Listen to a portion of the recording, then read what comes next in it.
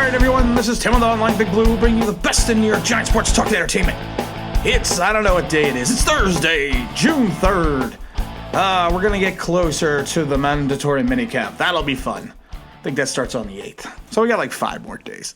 5 more days till we can find some news and some information, and we can talk about some 2021 New York Giants season stuff. But I kind of wanted to go back a little bit, and I wanted to look at some Giants who may have been key contributors or may have been high draft choices and what they're currently doing now and where they're at and what's going on with them. I like to refer to the segment as, we haven't done this in a while, it's called The Forgotten Giants. The Giants and where are they now? And the first one I want to start with right off the bat is Landon Collins. I think we all know Landon went over to the Washington Football Club or Washington Football Team, whatever the hell they're called. You know, back in the 2019 season, I mean, it was not a shock. I mean, Landon had that big season in 2016. Potentially could have won Defensive Player of the Year, but he kind of regressed a little bit in 17 and 18. I think he kind of showed that he was strictly more of an in-the-box safety. He wasn't going to be a coverage guy. I think we're still waiting for him to turn around on Tariq Cohen in that Chicago game a couple of years back. We're still waiting for him to turn around.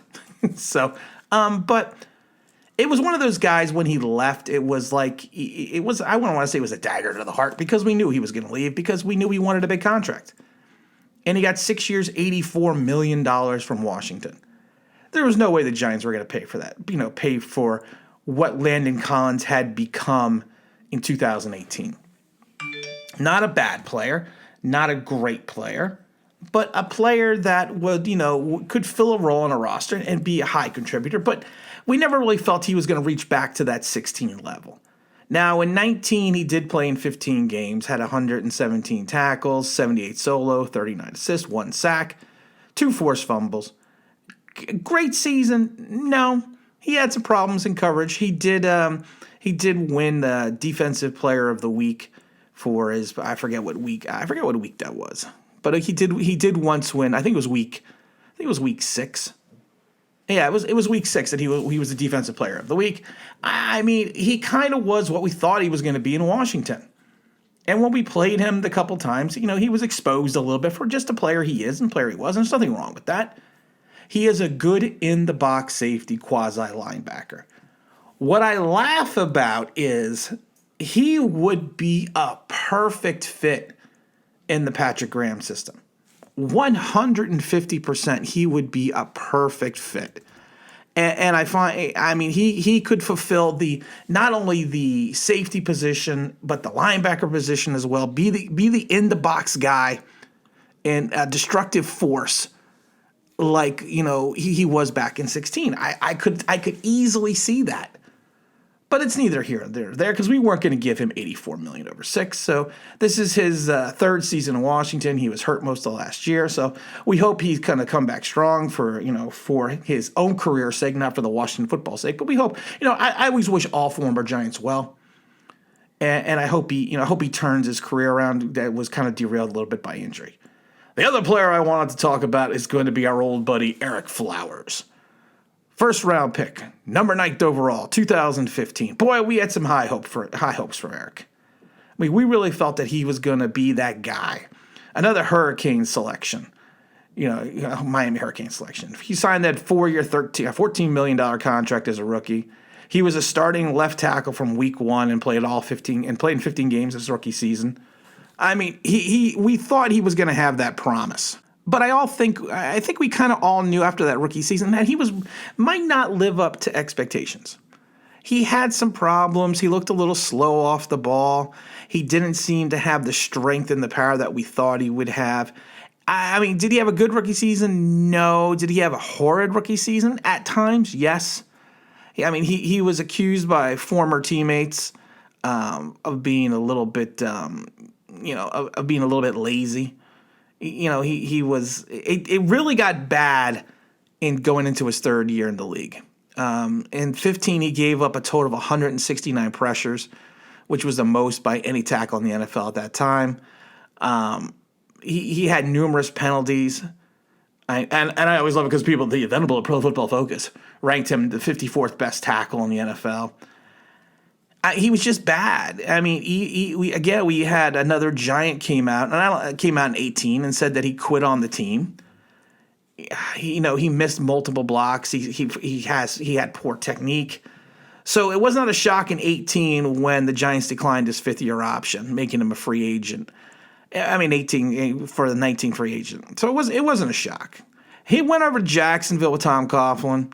He signed a one-year deal. He was replacing the injured Josh Wells. He was named basically a starting left tackle at week 11 and was there for the rest of the season. Not great in Jacksonville. He kind of felt his career was over after that, and then he signed a one-year deal with the Washington football team back in 19 for $4 million. He transitioned over to the offensive guard position at training camp, and he kind of started left guard and has been there for a while now. He's played well.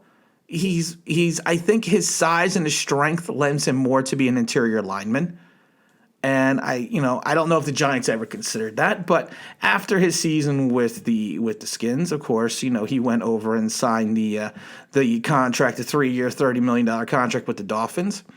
He was placed on the COVID list in August of 2020 before being activated on August 2nd, and got reactivated on the 15th. Again, not a terrible season. And then, he got traded back to Washington in exchange basically for a swap of 2021 7th-round draft choices.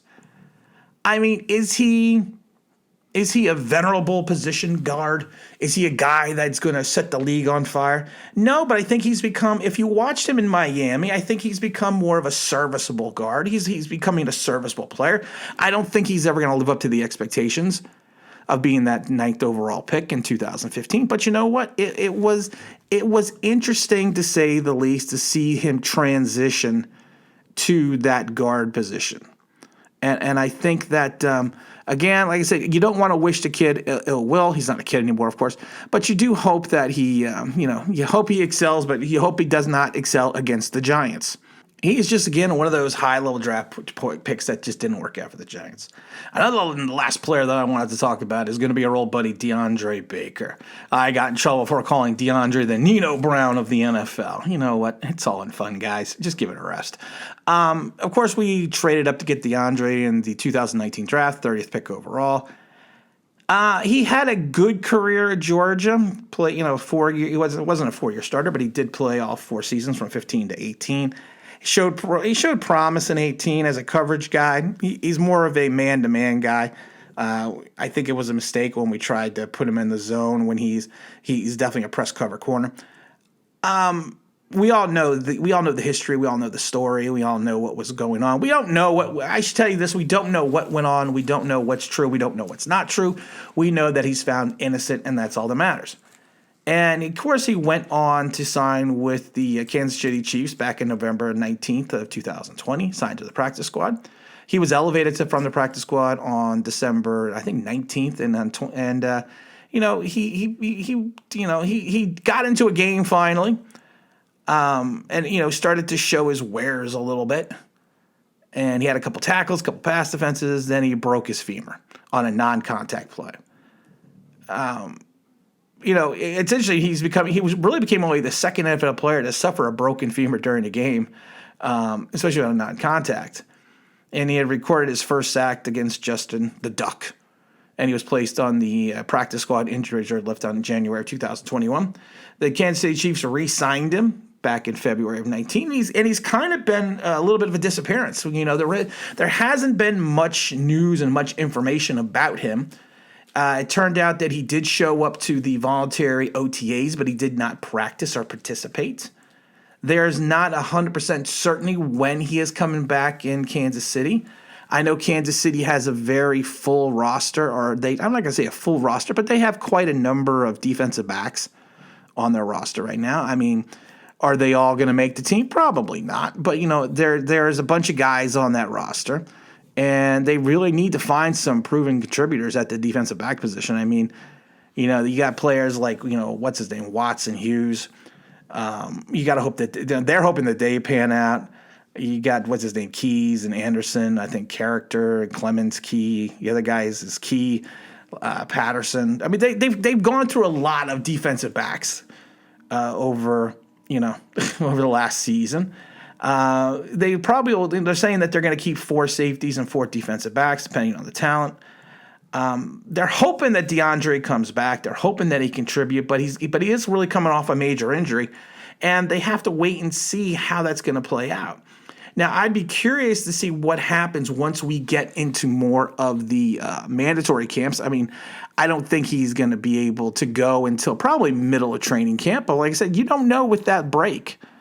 And you hope again, like I said, he is a former Giant, so you kind of hope again that he turns his career around. I mean, I also got bashed for wishing him well, when they released him, because he's a kid. People make mistakes.